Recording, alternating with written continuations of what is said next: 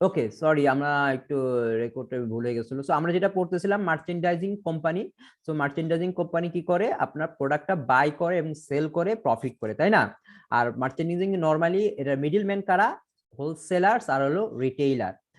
আর আপনাদের আপনাদের merchandising company primary source অফটা কি, রেভিনিউটা কি, সেলস, তাই না? ওকে, এখন আমরা কি করি, measuring of net income. So আমরা নেট ইনকাম কিভাবে ডিটারমাইন করব মার্চেন্ডাইজিং কোম্পানির ক্ষেত্রে, সেটা আমরা ডিসকাস করতেছিলাম। সো এটা কি, মার্চেন্ডাইজিং কোম্পানি নরমালি দুই ধরনের এক্সপেন্স আছে, একটা হলো কস্ট অফ গুডস সোল্ড আর একটা হলো operating expenses. Okay, cost of goods sold কোনটা, যেটা আমরা বিক্রিত পণ্যের ব্যয়, যে পণ্যটা বিক্রি হয়ে গেল সেটার কস্ট কত ছিল, সেটি হলো কস্ট অফ গুডস সোল্ড। এটা আমরা কিভাবে ডিটারমাইন করব, opening merchandising inventory plus purchase, তাহলে আমরা যেটা পাবো সেটা হলো cost of goods available for sale. তারপর আমরা কি করব, এখান থেকে লেস করব হলো ইন্ডিং মার্চেন্ডাইজিং ইনভেন্টরি। তারপরে আমরা যেটা ডিটারমাইন করব সেটাকেই বলবো আমরা কস্ট অফ গুডস সোল্ড, তাই না, বিক্রিত পণ্যের ব্যয়। ওকে, তার মানে আমি কি বললাম, কস্ট অফ গুডস সোল্ড হওয়ার আগে যে পর্যায়টা ছিল সেটা ছিল মার্চেন্ডাইজ, বা আমরা এটাকে আরেকভাবে বলতে পারি ইনভেন্টরি। ইনভেন্টরিটা কি বিজনেসের জন্য, ইনভেন্টরিটা হলো বিজনেসের জন্য একটা অ্যাসেট, তাই না? কারণ কারণ কি, এইটা আমরা বিক্রি করে একটা কি পাবো, বেনিফিট পাবো, বিক্রি করে আমি কি আয় করতেছি, সেটাই তো আমার বেনিফিট, তাই না? সো অ্যাসেটের ডেফিনেশনটা কি, যেটা আপনার প্রবাবল ফিউচার ইকোনমিক বেনিফিট দিবে সেটাই আপনার অ্যাসেট। সো ইনভেন্টরি বিক্রি করার আগে এটা আমার ছিল অ্যাসেট, আবার যখন আমরা এটা বিক্রি করে ফেললাম, তার মানে এই অ্যাসেটটা এক্সপায়ার হয়ে গেল, তখন এটাকে আমরা কি বলবো, কস্ট অফ গুডস সোল্ড। বুঝতে পারছেন সবাই? জি জি স্যার। স্যার। ওকে, তারপরে দেখেন আরেকটা পার্ট আছে আপনার এক্সপেন্সের, তাহলে হলো অপারেটিং এক্সপেন্সেস। অপারেটিং এক্সপেন্স কি, একটা বিজনেস পরিচালনার জন্য যে খরচগুলা হয়। যেমন আপনার কি হয়, আপনার কয়েক ধরনের আমাদের অপারেটিং এক্সপেন্স আছে, সে ফর এক্সাম্পল আমাদের অ্যাডমিনিস্ট্রেটিভ এক্সপেন্স আছে, সেখানে আমাদের এমপ্লয়িজের স্যালারিজ, তারপরে আপনার সাপ্লাইস এক্সপেন্স, তারপরে insurance expense. So this sort of expense আমাদের হয়। আবার কিছু আছে মার্কেটিং এন্ড সেলিং এক্সপেন্স, যেখানে আমাদের একটা প্রমোশনাল অ্যাক্টিভিটিস গুলো আমাদের এখানে থাকে, একটা পণ্য বিক্রি করার জন্য মার্কেটিং এর মার্কেটিং যারা করে তাদের কমিশনস, তারপরে তারপরে আবার ডেলিভারি এক্সপেন্স, এই সবগুলা ট্রাভেল এক্সপেন্স, সবগুলো আমাদের আপনার কি চলে যায় আপনার মার্কেটিং এন্ড সেলিং। সেলিং এর জন্য কিছু এক্সপেন্স হয়, যেমন আপনার শোরুমের ভাড়া, তারপরে আপনার শোরুমের যে সেলসম্যানদের স্যালারি। তো এগুলো সবই আমাদের খরচ। তো আমরা যখন কি করব, তো দুই ধরনের খরচ দেখতেছি মার্চেন্ডাইজিং এর, একটা হলো কস্ট অফ গুডস সোল্ড আর একটা হলো অপারেটিং এক্সপেন্স। তো expense incurred in the process of earning sales revenue. So এটা কি, ওই যে আমরা দেখেছিলাম না ম্যাচিং প্রিন্সিপাল, সেটা হলো ম্যাচিং প্রিন্সিপালি application cost of goods sold and operating expense. কারণ কি, আপনি সেল করে যে যত আপনি আয় করে, যে যত করার ফলে আপনি যত এক্সপেন্স হবে আয় করার জন্য একটা নির্দিষ্ট পিরিয়ডের জন্য, সেই সেই এক্সপেন্স গুলা আমরা কি করব, ম্যাচ করে দিব। কিসের সাথে ম্যাচ করব, ওই রেভিনিউর সাথে ম্যাচ করব। সেই জন্য এটাকে আমরা কি বলবো, this is the application of matching principle cost of goods sold and operating expense. Okay, তারপরে দেখেন gross profit is equal to sales revenue less cost of goods sold. Gross প্রফিটটা কি, গ্রস প্রফিটটা হলো আপনি সেলস থেকে যখন আপনি কস্ট অফ গুডস সোল্ডটা ডিডাক্ট করে দিবেন, যেটা পাবেন সেটাকেই আমরা বলবো গ্রস প্রফিট বা মোট লাভ। মোট লাভ কিভাবে বের করব, sales minus cost of goods sold. তাহলে কস্ট অফ গুডস সোল্ড পড়লে যদি আমরা ডিডাক্ট করে দেই, তাহলে যেটা পাবো সেটাই আমাদের গ্রস প্রফিট। আচ্ছা, গ্রস প্রফিটটা কি আমাদের বিজনেসের মূল প্রফিট, কি মনে হয়? না স্যার। গ্রস প্রফিটটাই আমাদের মূল প্রফিট না, কারণ আপনাদের এই যে আরো এক্সপেন্স, অপারেটিং এক্সপেন্স, সেই অপারেটিং এক্সপেন্স গুলো আপনাকে কি করতে হবে, গ্রস প্রফিট থেকে মাইনাস করে দিতে হবে। তারপরে যেটা পাবো সেটাই আমাদের কি বলবো, সেটাই বলবো আমরা নেট ইনকাম। কারণ আপনি যখন একটা ইনকাম করেছেন, তখন আপনার তো এটা তো মূল আপনার কস্ট অফ গুডস সোল্ডটাই ছিল আপনার মূল খরচ, ঠিক আছে, আপনি বাদ দিলেন, কিন্তু এর সাথে আরো অ্যাসোসিয়েট যে খরচগুলো আছে, যেটাকে আমরা বলতেছি অপারেটিং এক্সপেন্স, এগুলো আমরা বাদ দিলে যেটা পাবো সেটাকে বলবো আমরা নেট ইনকাম, বা আপনি বলতে পারেন প্রফিট। ওকে, দেখেন income measurement process for a merchandising company. এখানে দেখেন কি করা হয়, সেলস রেভিনিউ প্রথমে ডিটারমাইন করা হয়, সেলস রেভিনিউ এখান থেকে লেস করা হয় cost of goods sold, then equals to gross profit, তারপর এখান থেকে লেস করা হয় operating expenses, then equals to net income or loss. বুঝতে পারছেন? সো দিস ইজ দা আপনার আপনার ইনকাম মেজারমেন্ট প্রসেস। এখন চলে আসি operating cycle for a service company and a merchandising company. এখন আমি একটু কম্পেয়ার করব যে আপনার সার্ভিস কোম্পানি যেটা আমরা মিড টার্ম আগে দেখেছি, সার্ভিস কোম্পানিতে আমরা কি করেছি, আপনার আমরা ইনকাম স্টেটমেন্ট করেছি, ব্যালেন্স শিট করেছি সার্ভিস কোম্পানির জন্য। এখন আজকে আমরা যেটা করব মার্চেন্ডাইজিং কোম্পানির জন্য, আমরা এটার ভিতরে ডিফারেন্সটা কি এবং কিভাবে ওরা আপনার কি অপারেটিং সাইকেলটা কি সেটা দেখবো। আবার এই চ্যাপ্টারে আমরা যেটা দেখবো ওদের মাল্টিপল স্টেপ ইনকাম স্টেটমেন্ট, একটা মার্চেন্ডাইজিং কোম্পানির ইনকাম স্টেটমেন্ট দেখবো, তারপরে ক্লাসিফাইড ব্যালেন্স শিট কিভাবে করতে হয় সেটা মার্চেন্ডাইজিং কোম্পানির জন্য, সেগুলো আমাদের এখানে দেখা হবে। দেখেন আমরা সাইকেলটা যদি দেখি তাহলে সার্ভিস কোম্পানিতে কি হচ্ছে, প্রথমে পারফর্ম সার্ভিস, মনে করেন সার্ভিসটা প্রোভাইড করলো, তারপরে এটা কি হলো, সার্ভিস প্রোভাইড করা বলে অ্যাকাউন্টস রিসিভেবল, সে যদি অন অ্যাকাউন্টই করে তাহলে এটা অ্যাকাউন্টস রিসিভেবল হবে। তো অ্যাকাউন্ট রিসিভেবল যখন ক্যাশ রিসিভ করবেন, অথবা আপনি ডাইরেক্টলি যদি ক্যাশ রিসিভ করতে পারেন হোয়াট এভার ইট, তারপরে সেটাই হলো আপনার সার্ভিস কোম্পানির জন্য একটা সাইকেল। আর মার্চেন্ডাইজিং কোম্পানি কি করে, কি আগে ইনভেন্টরিটা বাই করে, তাই না, বাই করার পরে তারপরে মার্চেন্ডাইজিং ইনভেন্টরি হিসাবে কাউন্ট করা হয়, তারপরে ওটাকে সেল করে, সেল করে অ্যাকাউন্টস রিসিভেবল, দেন রিসিভ ক্যাশ। সেম জাস্ট এখানে আপনার সার্ভিস পারফর্ম, এখানে আপনার ইনভেন্টরি যেটা বাই, এতটুকু ডিফারেন্ট। এখন চলে আসেন আমাদের ইনভেন্টরি সিস্টেমস। তো মার্চেন্ডাইজিং কোম্পানিতে আপনার যেহেতু আমরা কি করা হয়, মার্চেন্ডাইজটা পারচেজ করা হয়, তাহলে এই পারচেজ করার ফলে আপনি যে মজুদ পণ্য বা আপনার যে পণ্যটা কিনছেন সেটা, এটাকে কি বলবো আমরা, ইনভেন্টরি বলবো। এটাকে আমরা কি বলবো, ইনভেন্টরি। ইনভেন্টরিটা কি বিজনেসের জন্য, this is a part of asset, বা আমরা এটাকে বলবো কারেন্ট অ্যাসেট। কারণ ইনভেন্টরিটা দেখেন, ইনভেন্টরিটা হলো আপনি যেই পণ্য নিয়ে ব্যবসা করতেছেন সেইটাই আপনার ইনভেন্টরি। সে ফর এক্সাম্পল আপনি যদি চালের ব্যবসা করেন, চালটাই আপনার ইনভেন্টরি। আপনি যদি ফার্নিচারের ব্যবসা করেন, ফার্নিচারটাই আপনার ইনভেন্টরি। আপনি যদি মনে করেন মোটর বাইক বা মোটর কারের জন্য বিজনেস করেন, সেটাই আপনার ইনভেন্টরি। তো মানে কি আপনি মূল যেটা নিয়ে আপনি ক্রয় বিক্রয়ের উদ্দেশ্যে যেটা আপনি ক্রয় করবেন, নট ইউজ করার উদ্দেশ্যে। এখন যদি আপনি মনে করেন আপনার বিজনেসে আপনি কি করেন, আপনি চালের ব্যবসা করেন, এখন চালের ব্যবসার জন্য আপনি একটা কি একটা ফার্নিচার কিনলেন, এখন ওই ফার্নিচারকে আপনার ইনভেন্টরি হিসেবে কাউন্ট করা হবে না স্যার। তাহলে ফার্নিচারটা কি, এটাও আপনার asset, inventory is also asset, ইনভেন্টরিও অ্যাসেট প্লাস আপনার ফার্নিচারেরও অ্যাসেট। বাট অ্যাসেটের ক্যাটাগরি হিসাবে হবে কি, ইনভেন্টরিটা হবে আপনার কারেন্ট অ্যাসেট হিসেবে চলে আসবে, কারণ এটা হলো আপনার যেটা আপনার বিক্রয়ের উদ্দেশ্যে আপনি এটা ক্রয় করেছেন। আর আপনি যে ফার্নিচার বা আপনার বিজনেস সহায়তার জন্য, আপনি সহায়তার জন্য গাড়ি কিনেন, বাড়ি কিনেন, ল্যান্ড কিনেন, সবই আপনার এটা অ্যাসেট, তবে এটা আপনার লং টার্ম অ্যাসেট বা ফিক্সড অ্যাসেটে আমাদের চলে যাবে, এটা আরেক ক্যাটাগরিতে অ্যাসেট চলে যাবে। বুঝতে পারছেন? তো আমরা কি বললাম, ইনভেন্টরিটা কি, যেটা বিক্রয়ের উদ্দেশ্যে ক্রয় করা হয় সেটাই আমাদের ইনভেন্টরি। এটা হতে পারে যে প্রোডাক্টে, আপনি যে কোনো প্রোডাক্টেই হতে পারে। ওকে, দেখেন merchandising entities may use either, এখন দেখেন ইনভেন্টরি সিস্টেমটা আবার মার্চেন্ডাইজিং কোম্পানির জন্য দুই ধরনের হতে পারে, একটা হলো পারপেচুয়াল ইনভেন্টরি আর একটা হলো আপনার পিরিয়ডিক ইনভেন্টরি। তো পারপেচুয়াল ইনভেন্টরি কি, পারপেচুয়াল মানে কি, যেটা অবিরত বা কন্টিনিউয়াসলি চলতেছে। আর পিরিয়ডিকটা কি, পিরিয়ডিকটা হলো যেটা একটা নির্দিষ্ট টাইম পরে আপনি এটা মানে পিরিয়ডিক সময় ক্রান্ত মানে সময়ের ইতে। তাহলে দেখেন পারপেচুয়াল ইনভেন্টরিটা কি, দেখেন detail records of the cost of each item are maintained and the cost of each item sold is determined from the record when the sale is occur. So perpetual inventory যেটা continuous বেসিসে আপনার কি করে ইনভেন্টরিটা determine করে, কিভাবে, যখন আপনি একটা প্রোডাক্ট একটা ইনভেন্টরি বিক্রি হয়ে গেল, তখনই কি আন্ডার পারপেচুয়াল ইনভেন্টরি সেটাকে আপনি কি করবেন, ডিটারমাইন করবেন বা নির্ধারণ করবেন যে এখন আপনার বর্তমানে কত ইনভেন্টরি ছিল, এখন আপনার কত ইনভেন্টরি আছে, সেটা কন্টিনিউয়াস বেসিসে, মানে ইচ ট্রানজাকশন অকার, যখন আপনি সেল করবেন, সেল আর ট্রানজাকশন অকার করবে, তখনই আপনি কি করতে হবে, ইনভেন্টরিটা ডিটারমাইন করতে হবে। সেটা হলো আপনার পারপেচুয়াল ইনভেন্টরি। আর একটা হলো আপনার পিরিয়ডিক ইনভেন্টরিটা কি, যেটা cost of goods sold is determined only at the end of accounting period. তার মানে কি একটা নির্দিষ্ট পিরিয়ড পর পর আপনার পিরিয়ডিক ইনভেন্টরিটা আপনি এটাকে ডিটারমাইন করবেন কিভাবে। সে ফর এক্সাম্পল আপনি কি করতেছেন, 1 মাস পরে আপনার ফাইন্যান্সিয়াল স্টেটমেন্ট করবেন, তাহলে একটা পিরিয়ড আপনার 1 মাস পরেই আপনাকে ওই ইনভেন্টরি ডিটারমাইন করতে হবে।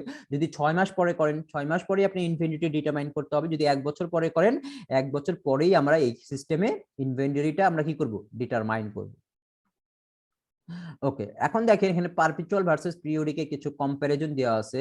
দেখেন পারপেচুয়ালটা কি, আমি ইনভেন্টরি পারচেজ, যেমন রেকর্ড পারচেজ অফ ইনভেন্টরি, যখনই আপনি রেকর্ড ইনভেন্টরি পারচেজ করবেন তখন আমি করব ইনভেন্টরিটা রেকর্ড করে ফেলবো, পারচেজ ইনভেন্টরি রেকর্ড করব আন্ডার পারপেচুয়াল সিস্টেম। তারপরে কি করব, আইটেম সোল্ড, যখন আপনি বিক্রি করবেন end of the period no entry, end of the পিরিয়ডে আমাদের কোনো এন্ট্রি হবে না, বাট যখনই আপনি সেল করবেন record revenue and compute the record cost of goods sold, তখনই আপনাকে এই কস্ট অফ গুডস সোল্ডটা রেকর্ড করে ফেলবে সঙ্গে সঙ্গে।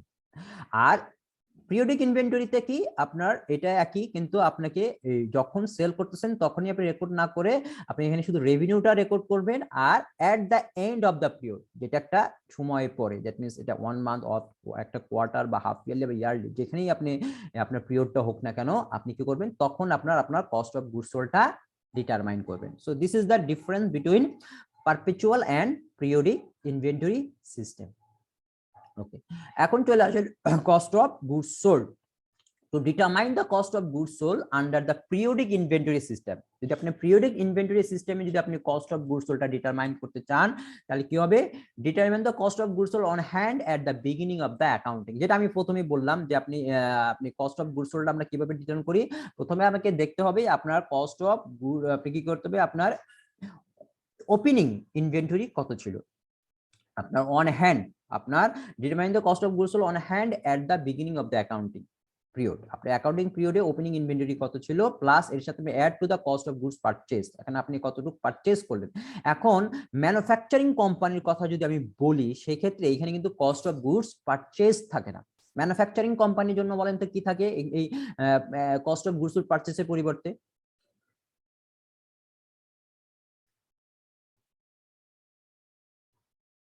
যদি আমরা ম্যানুফ্যাকচারিং কোম্পানিতে ডি করি তাহলে সেই ক্ষেত্রে আমাদের ম্যানুফ্যাকচারিং কোম্পানির ক্ষেত্রে আমাদের এটা থাকে কস্ট অফ গুডস ম্যানুফ্যাকচার, তাই না?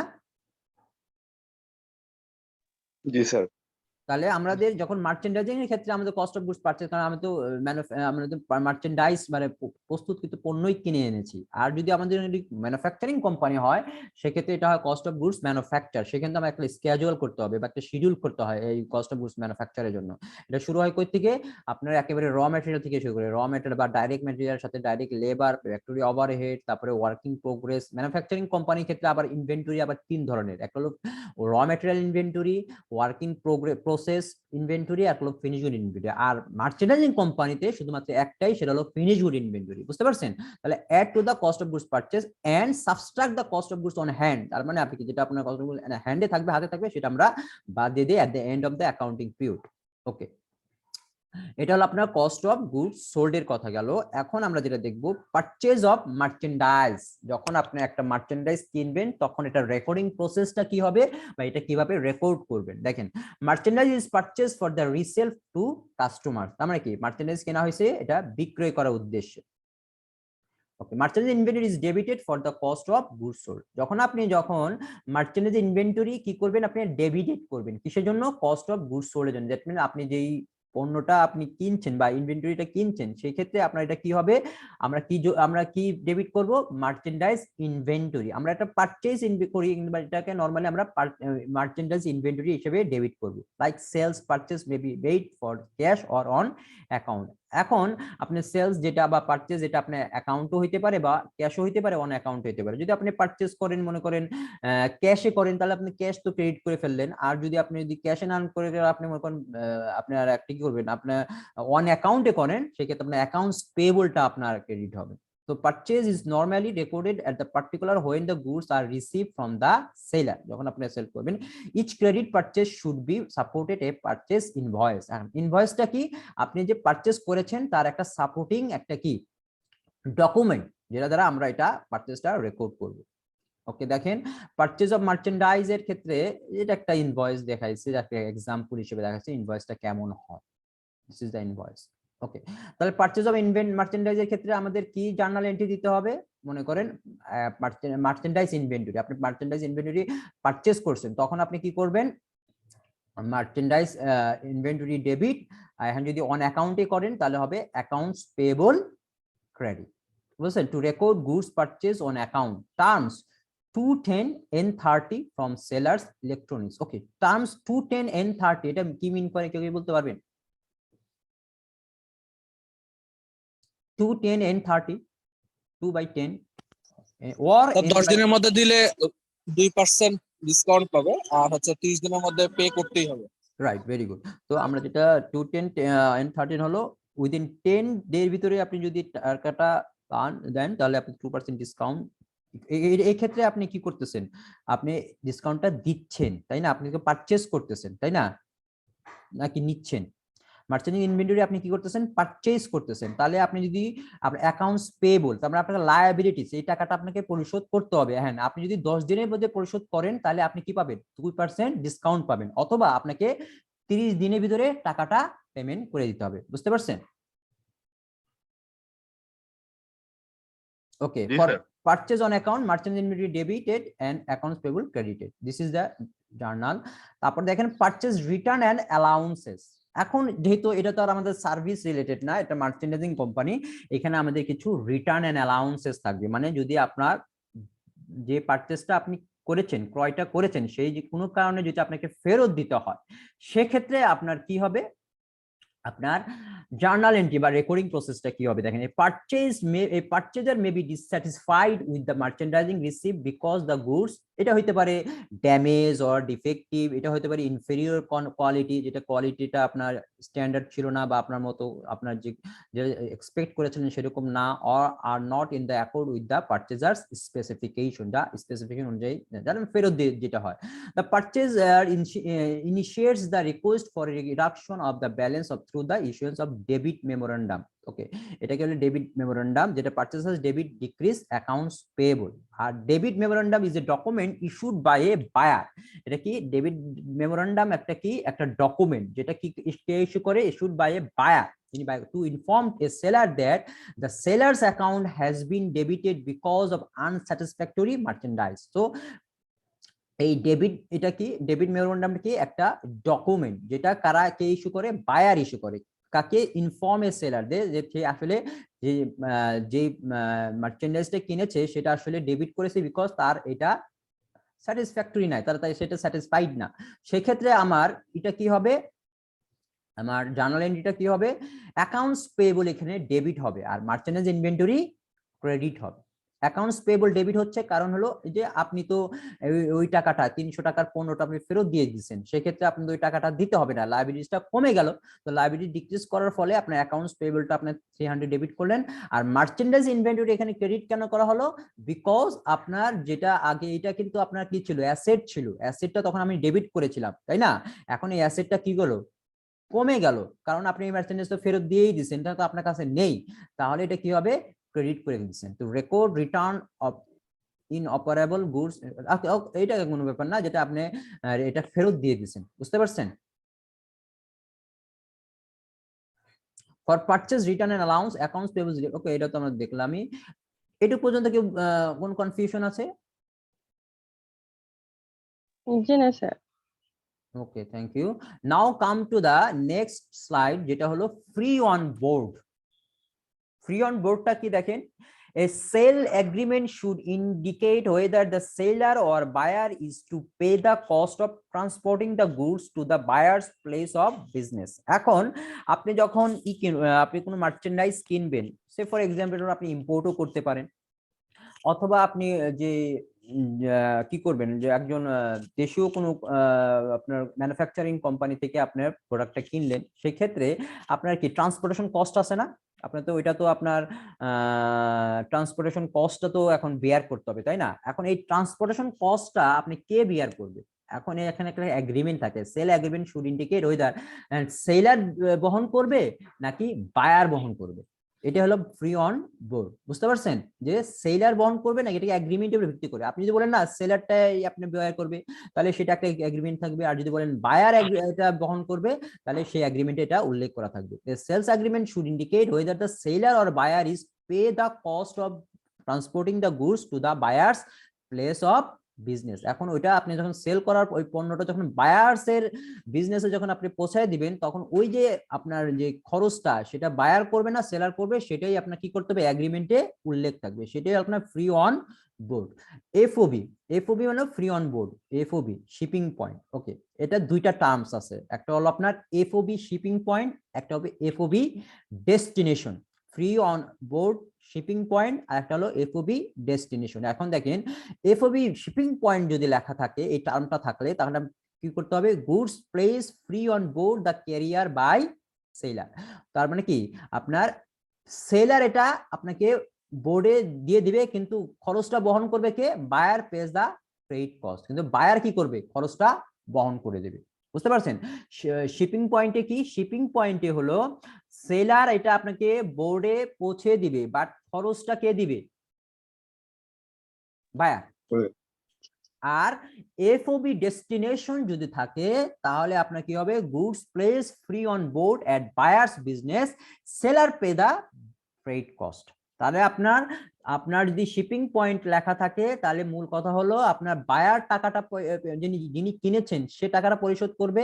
আর যদি ডেস্টিনেশনে যদি উল্লেখ থাকে এগ্রিমেন্টে, তাহলে সেলার উইথ আপনার তো আপনার ওই ফ্রেট কস্টটা আপনাকে কি করে দিবে, মানে আপনি তো ওইটা ও তো সেল করলো, সেল করে তো টাকা পাবে, কিন্তু সেক্ষেত্রে তার যে ওই সেলিং কস্ট যে ট্রান্সপোর্টেশন কস্টটা ওই সেলারকেই বহন করতে হবে, বুঝতে পারছেন? জি স্যার। তাহলে এটা হলো শিপিং পয়েন্ট, একটা হলো ডেস্টিনেশন। শিপিং পয়েন্টে বায়ার আর ডেস্টিনেশনে সেলার পে করবে। ওকে, এখন দেখেন অ্যাকাউন্টিং ফর ফ্রেট কস্ট। এখন এই ফ্রেট কস্টটা এখন আমরা কিভাবে রেকর্ড করব? দেখেন মার্চেন্ডাইজিং ইনভেন্টরি ইজ ডেবিটেড। এখন এখানে কিন্তু আপনার যে মার্চেন্ডাইজিং ইনভেন্টরি ডেবিট করতে হবে। আমরা যে এমন বললাম না আপনার ট্রান্সপোর্টেশন কস্ট বা ক্যারিজ ইন এরকম কোনো থাকতেছে না এখানে। কারণ কি? কারণ আপনার যেই পণ্যটা আপনি বহন খরচটা আপনার ওই মার্চেন্ডিং ইনভেন্টরির সাথে ইনক্লুড করা থাকবে, মানে ইনক্লুড করতে হবে। এই ক্ষেত্রে মার্চেন্ডিং ক্ষেত্রে কি করতে হবে? আপনার যেমন মনে করেন আমদানি আপনার ইম্পোর্ট, আপনার ইম্পোর্ট ডিউটি থাকে বা এর সাথে ট্রান্সপোর্টেশন কস্ট থাকে, সেটা যে পার্ট অফ মার্চেন্ডাইজিং ইনভেন্টরি, মানে ওইটা অ্যাড করেই আপনার এই মার্চেন্ডিং ইনভেন্টরির মূল্যটা নির্ধারণ করা হবে, বুঝতে পারছেন? এই জন্য আমরা যেটা করব, merchandising inventory is debited if buyers pays the freight. যদি বায়ার যদি পেটা পে করে, দ্যাট মিনস শিপিং পয়েন্ট লেখা থাকে এফওবি, তাহলে আপনি কি করবেন? মার্চেন্ডাইজিং ইনভেন্টরি কি করবেন? ডেবিট করবেন, তাই না? আর ফ্রেড আউট এটা কি করতে হবে? Delivery expense is debited if seller pays the freight. আর এখন যদি সেলার টাকাটা পে করেন, সেলারের জন্য তো এটা তো ও তো মার্চেন্ডাইজ এই তো আর কিনতেছে না, ও হলো বিক্রি করতেছে, সেক্ষেত্রে এটা তার কি, এটা একটা অপারেটিং কস্ট হবে, এটা কিন্তু তার হবে না, মার্চেন্ডাইজিং এর সাথে ইনক্লুড করা হবে না, এটা তার একটা অপারেটিং কস্ট। সেই জন্য এটা কোনো ফ্রেড আউট বা ডেলিভারি এক্সপেন্স বা সেলিং এক্সপেন্স বলতে পারেন, বুঝতে পারছেন? This is a part of selling expense of আপনার আর আপনার সেলারের। যখন আপনার এফওবি ডেস্টিনেশন থাকবে, তখন আপনি কি হবে? ফ্রেড আউট হবে। আর যদি আপনার শিপিং পয়েন্ট থাকবে, বায়ার যদি করবে, তখন এটাকে ইনভেন্টরি মার্চেন্ডাইজ ইনভেন্টরিতে ইনক্লুড করতে হবে, বুঝতে পারছেন?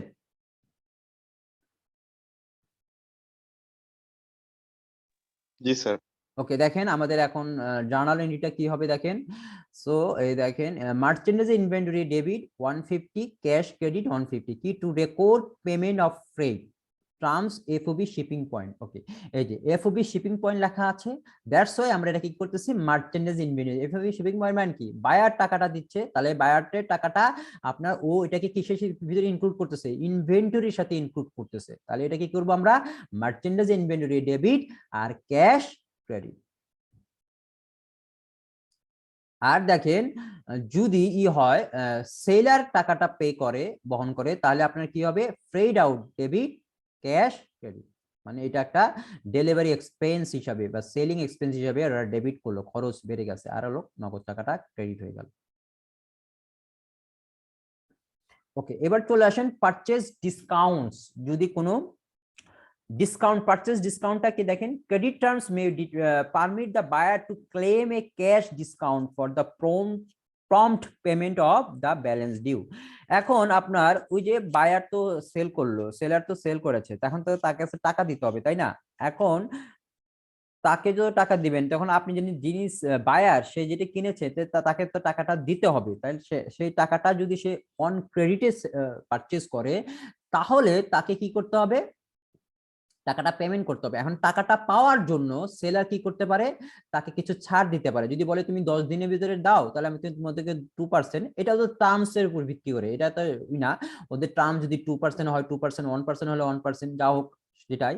আর আদারওয়াইজ তাকে যদি মনে করেন না, তো আপনাকে 30 দিন অথবা 60 দিন যাই হোক না কেন, ওই টাকার ভিতরে আপনাকে ওই দিনের ভিতরে দিয়ে দিতে হবে। সেক্ষেত্রে আপনি কি করবেন, আপনার এই যে ডিসকাউন্ট দিতে হয়, সেই ক্ষেত্রে আমাদের ওইটার অ্যাকাউন্টিং ট্রিটমেন্টটা কি হবে দেখেন। The buyer calls this discount a purchase discount. Buyer এটা কি করবে, এটাকে purchase discount হিসাবে কাউন্ট করবে। Like a sales discount, a purchase discount is based on the invoice cost less return and allowance if any. Okay, তাহলে আপনার কি sales ডিসকাউন্টটা কি, লাইক এ সেলস ডিসকাউন্টের মতোই পারচেজ ডিসকাউন্টটা কি হবে, based on invoice cost less return on allowance. Okay, দেখেন আমরা এটা জার্নাল এন্ট্রিটা দেখি কি হবে। দেখেন এখানে আপনার অ্যাকাউন্টস পেয়েবল কি হচ্ছে, ওকে, এইখানে হচ্ছে two record payment within the discount period. তার মানে কি, আপনি যে ওখানে টার্মটা ছিল 210, তার মানে আপনি কি টাকাটা 10 দিনের ভিতরে পে করে দেওয়া হয়েছে, তাই না? তাহলে এখানে আমাদের কি হবে, ডেবিট কি করতে হবে, অ্যাকাউন্টস পেয়েবল, কারণ আমি টাকাটা পেমেন্ট করে দিছি, লাইবিলিটি কমে গেল, 3500 টাকায় আমি ক্রেডিট হয়ে গেল, আর আমার ডেবিট হয়ে গেল, সরি। আর ক্রেডিট হচ্ছে কি ক্যাশ, ক্যাশ কিন্তু আপনি কম দিচ্ছেন, কত টাকা কম দিচ্ছেন, 70 টাকা কম দিচ্ছেন। কেন? আপনি 10 দিনের ভিতরে পেমেন্ট করেছেন বলে আপনি কি পার্সেন্ট, 2% ডিসকাউন্ট পেয়েছেন, বুঝতে পারছেন? আর এই ডিসকাউন্টটা কি আপনার কি হিসাবে ক্রেডিট হয়েছে বলেন তো, মার্চেন্ডাইজিং ইনভেন্টরি হিসাবে ক্রেডিট হয়েছে।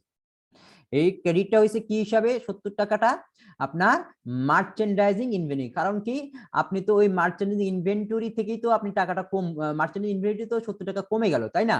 সেই ক্ষেত্রে আমি মার্চেন্ডাইজিং ইনভেন্টরি বা অ্যাসেটের মূল্যটা কি করে দেব, ক্রেডিট করে দেব, মার্চেন্ডাইজিং ইনভেন্টরি ক্রেডিট। তো ক্যাশ ক্রেডিট, আর এটা কি মার্চেন্ডাইজিং ইনভেন্টরি ক্রেডিট। বুঝতে পারছেন সবাই? জি স্যার। ওকে, দেখেন if payment is made, okay এটা দরকার নাই, discount taken, okay, purchase discount. আর যদি to record payment with no discount taken, এখন আপনি 10 দিনের ভিতরে টাকাটা দেন নাই, দিয়ে দিয়েছেন কি 30 দিনের ভিতরে, তাহলে আপনার কি হবে, ওই পুরো টাকাটাই আপনাকে ক্রেডিট, আপনার এটা আপনার লায়াবিলিটিসটা পুরোটাই কমে যাবে, কারণ এটা ডেবিট হলো, আর আপনি ক্যাশ এটা দিয়ে দিয়েছেন, যেটা এটা অ্যাসেট কমে গেল, এটা ক্রেডিট হয়েছে।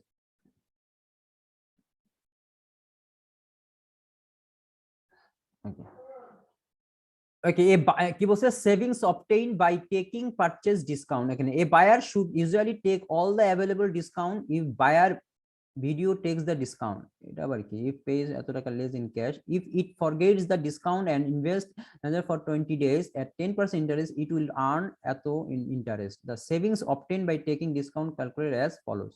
ওকে, এটা আমাদের দরকার নাই। ওকে ওকে, এখন চলে আসবো আমরা সেলস ট্রানজাকশন। তো আমরা এতক্ষণ যেটা বললাম বাই ট্রানজাকশনে, যেটা বায়ার, এখন সেলস যেটা যে বিক্রি করবে তার পার্সপেক্টিভে আমাদের ট্রানজাকশনে কি হবে দেখেন। সেল করলে কি হচ্ছে, রেভিনিউ, রেভিনিউ রিকগনিশন প্রিন্সিপাল। তার মানে কি, আমরা রেভিনিউ রিকগনিশন প্রিন্সিপালে কি পড়েছি, যে আপনি যখন একটা ইনভেন্টরি বা আপনার যখন একটা, আপনি যখন সার্ভিস কোম্পানির ক্ষেত্রে সার্ভিস প্রোভাইড করে দিলেই আমরা এটা রেভিনিউ হিসেবে কাউন্ট করি। আর মার্চেন্ডাইজিং কোম্পানি হলো আপনি যখন এটা সেল করবেন, ওয়েদার এটা ক্যাশ অথবা নন ক্যাশ, বা আপনার যদি ধারেও যদি সেল করেন বা অ্যাকাউন্টস রিসিভেবল হিসেবে থাকবে, সেক্ষেত্রেও আপনার একটা আয় হয়ে যাবে, তাই না? আমরা রেভিনিউ রিকগনিশন তো এটাই পড়েছি, যে রেভিনিউ রিকগনিশন হলো আপনি যখন এটা সেল করে দিবেন, বা আপনি এটা আপনার যখন ট্রানজাকশন হয়ে যাবে, আপনি টাকা পান আর না পান, এটা আপনার আয় হিসাবে গণ্য করা হবে। So this is the revenue recognition principle. Earn when the goods are transferred from the seller to buyer, তখনই আর্ন হবে যখন গুডস বা ইনভেন্টরিটা আপনার ট্রান্সফার হয়ে যাবে ফ্রম সেলার টু বায়ার, যখন আপনার সেল করে দিবেন, ওর কথা আপনার বায়ার কাছে দিয়ে দিবেন, তখনই এটা আপনার আয় হিসাবে গণ্য হবে। All sales should be supported by a document such as cash register tab or sales invoice. এখানেও একটা সেলস ইনভয়েস থাকবে। এখন আমাদের রেকর্ড কি হবে দেখেন, আমরা কিভাবে এটা রেকর্ড করবো সেলসটা, ক্যাশ ডেবিট সেলস ক্রেডিট। তো আমরা তো নর্মাল যেটা করি, যে তখন আমরা যখন সার্ভিস রিলেটেড কোম্পানির ক্ষেত্রে আমরা ক্যাশ ডেবিট করতাম যদি আমরা নগদে টাকা পেয়ে যেতাম, আর সেলস যেমন সার্ভিস রেভিনিউ, এখানে সেলস ক্রেডিট, বুঝতে পারছেন। আর আরেকটা কি করতে হবে, সেলস হওয়ার সাথে সাথে আপনার কি করতে হবে, আর একটা ট্রানজাকশন দিতে হবে আন্ডার পারপেচুয়াল সিস্টেমে, যে cost of goods sold debit merchandise inventory credit. দেখেন যে টাকা, যেই প্রোডাক্টটা আমরা সেল করেছি 2200 টাকার, সেটার আমাদের কত ছিল, মূল্য কত ছিল 1400 টাকা। তাহলে এই জন্য আমি কি করতেছি, ডেবিট কি করব, আমার ব্যয়টা, যেহেতু আমি যদি বললাম যে ইনভেন্টরিটা যখন সেল হয়ে যাবে তখন ওইটা কি হয়ে যাবে, কস্ট অফ গুডস সোল্ড বা ব্যয় বা খরচে পরিণত হয়ে যাবে, সেটার নাম কি, কস্ট অফ গুডস সোল্ড। আপনার খরচ বেড়ে গেছে, এই জন্য 1400 টাকা ডেবিট করলেন। আর মার্চেন্ডাইজ ইনভেন্টরি, যেটা আপনার অ্যাসেটটা কমে গেছে, সেটা আপনি ক্রেডিট করলেন 1400 টাকা। মানে এই যে 2200 টাকা যেটা সেল করা হয়েছিল, সেটা আপনার ক্রয় করা হয়েছিল কত টাকা দিয়ে, 1400 টাকা দিয়ে। বুঝতে পারছেন সবাই?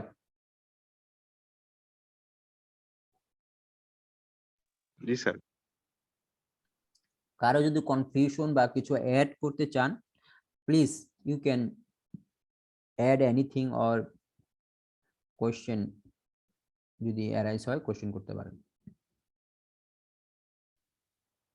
এটা হলো আমরা ক্যাশ সেলস এর কথা বললাম। এখন যদি আমরা ক্রেডিট সেলস করি, একই রকম ক্যাশের পরিবর্তে অ্যাকাউন্ট রিসিভেবল হবে, কারণ রেভিনিউ রিকগনিশন প্রিন্সিপাল অনুযায়ী আমাদের দুটাই আমাদের সেলস হিসাবে কাউন্ট করা হবে, বিকজ এটা আমাদের ট্রানজাকশন যখন হয়ে যাবে তখনই আমাদের এটা কি হয়ে যাবে, রেকর্ড করতে হবে, accounts receivable debit sales credit. তারপরে একই cost of goods sold debit merchandise inventory credit, same. আর সেলস রিটার্নের ক্ষেত্রে আমরা কি করব, কাস্টমার যখন এটা সেলসটা রিটার্ন করে দেবে, then customers dissatisfied with the merchandising and are allowed to return the goods to the seller to for a credit or refund. আর সেল অ্যালাউন্স কি, result when the customers are dissatisfied and the seller allows to deduct from the selling price, sales return and allowance. Okay, এখানে একটা credit memorandum থাকবে, এটা একই রকম purchase memorandum মতো। Credit memorandum কি, সেলার প্রিপেয়ার এ ফর্ম, তখন ওটা পারচেজার প্রিপেয়ার করতো, আর সেলস রিটার্ন ব্যালেন্সটা কে প্রিপেয়ার করবে, seller. Sellers prepare the form of inform that customer that a credit has been made to the customer's accounts receivable. Okay, sales return allowance কি, contra revenue account to the sales account. এখন sales রিটার্নটা কি, একটা contrast account, মানে কি sales করলে কি হয়, আমার আয় বাড়ে, তাই না, আয় বাড়লে কি হয়, ক্রেডিট হয়, তাই না। আর যখন আপনি এটা রিটার্ন হয়ে যাবে তখন আয়টা বাড়বে না কমবে, রেভিনিউটা বাড়বে না কমবে, রিটার্ন কমবে। কমবে স্যার। কমবে, সেজন্য এটা আমরা পরে ডেবিট করে দেব। Normal balance of sales return allowance is debit, এই জন্য দেখছেন normal balance of sales return allowance is a debit. তাহলে কি হচ্ছে দেখেন, সেলস রিটার্ন অ্যালাউন্স ডেবিট, আমরা এটাকে ডেবিট করে দিচ্ছি, আর অ্যাকাউন্টস রিসিভেবলটাকে ক্রেডিট করে দিচ্ছি, কারণ আপনি যে টাকাটা রিটার্ন, যে পণ্যটা রিটার্ন করে দিচ্ছেন, সেক্ষেত্রে আপনি কি হলো, আয়টা রিটার্ন পেয়ে গেছেন, সেটা কি হলো, আপনার আয়টা কমে গেল, মানে আপনার যেটা রিটার্ন দিয়ে দিছে, মনে করেন আপনি সেল করেছিলেন, এখন ওই টাকা, ওই পণ্যটা আবার ফেরত আসছে, তাহলে কি আপনার আয়টা কমে গেল, সেই জন্য আপনি সেলস রিটার্ন অ্যালাউন্স কি করবেন, ডেবিট করবেন। আর অ্যাকাউন্টস রিসিভেবল, কারণ আপনার তো আয় কমে গেছে, আসলে আপনার যে টাকাটা কি, এই টাকাটা তো আপনি কম পাবেন, তাই না, তাহলে আপনাকে অ্যাসেটটা কমে গেল, তাহলে অ্যাসেটটা কমে জন্য এটা আপনার ক্রেডিট হচ্ছে। এখন দেখেন সেলস রিটার্ন অ্যালাউন্স ডেবিট আর accounts receivable credit, this is the recording process of sales রিটার্নের ক্ষেত্রে। এটা কিন্তু কন্ট্রা এন্ট্রি, কন্ট্রা এন্ট্রি কেন, সেলস রিটার্নের অ্যালাউন্স কেন, কারণ কারণ এটা আয়ের বিপরীত, যেটা আয়ের বিপরীত মানে আয়টাকে কমিয়ে দিচ্ছে, সেটাই আপনার এটা কন্ট্রা এন্ট্রি, বুঝতে পারছেন। এবং সেই সাথে আপনার যেমন আমরা সেল হওয়ার সাথে সাথে যখন আমরা কি করতাম, এন্ট্রি দিতাম merchandise inventory debit, cost of goods sold credit, একই রকম ভাবে যদি সেলস রিটার্ন হয় সেইটাও আমরা কি করব, আমরা রেকর্ড করব, যে আপনি 300 টাকার পণ্য আপনার রিটার্ন আসছে, ওই 300 টাকার পণ্য যেটা রিটার্ন আসছে সেটার মূল্য কত ছিল, 140 টাকা, তাহলে আপনি merchandise inventory debit, cost of goods sold credit, তাহলে আপনার কি মার্চেন্ডাইজ ইনভেন্টরি এখন, আগে তখন কি ছিল, ক্রেডিট ছিল, আর এখন এটা ডেবিট হয়ে গেল, তাই না, কারণ এটা তো আপনার অ্যাড হলো, আবার ইনভেন্টরিটা বেড়ে গেল, অ্যাসেটটা বেড়ে গেল, ডেবিট। আর আপনার খরচটা কি হয়েছে বলেন তো, 140 যে ক্রেডিট করলাম, খরচটা বাড়লো না কমলো,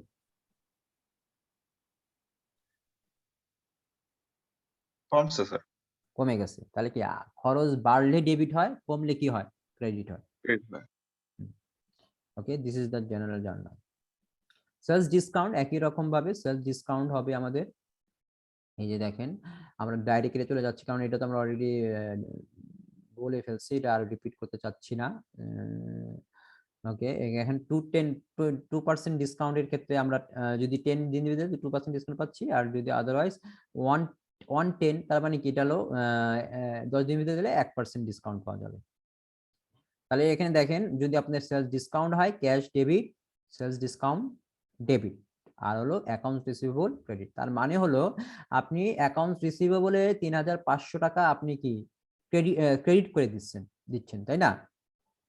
মানে যেটা আপনার কি হলো, আর ক্যাশ আপনি কত টাকা রিসিভ করেছেন, 3436 টাকা, যেটা আপনার ক্যাশ রিসিভ করেছেন 3400 টাকা, কত টাকা কম করেছেন, 70 টাকা, কারণ আপনার ডিসকাউন্ট দেওয়া হয়েছে। তাহলে এটা আপনার ওই পারচেজার এটা ক্রেডিট করেছে আর সেলার এটা কি করবে, ডেবিট করে দিবে। সেলস ডিসকাউন্টটা এখানে কি হচ্ছে, ডেবিট হচ্ছে। সেলস কি, সেলস ক্রেডিট, আর যখন সেলসটা কমে গেল সেটা জন্য এটা আপনার এটা কি হবে, ডেবিট হবে। বুঝতে পারছেন, cash debit, sales discount debit, আর অ্যাকাউন্টস রিসিভেবল কত, ক্রেডিট 3500 টাকা। বুঝতে পারছেন সবাই?